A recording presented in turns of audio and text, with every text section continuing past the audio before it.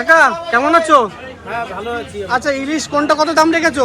এটা 800 টাকা বেচছি, 700 টাকা বেচছি, 900 টাকা বেচছি, আর এইগুলো আছে 2000 টাকা কিলো। আচ্ছা 2000 টাকা কিলো। এটা কি বাংলার ইলিশ আছে? আচ্ছা বাংলার ইলিশ। এই যেটা তুমি কাটলে এটা কি ইলিশ আছে?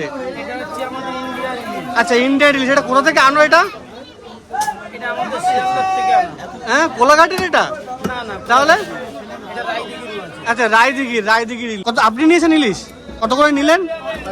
হ্যাঁ 400 টাকা করে। ঠিক আছে সুন্দর।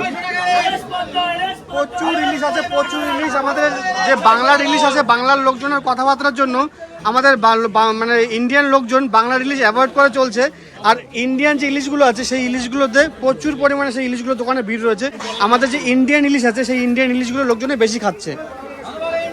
ভালো আছো? আচ্ছা বলছি বাংলার ইলিশ কি একদমই চলছে না? হ্যাঁ কেউই নিতে চাইছেন না?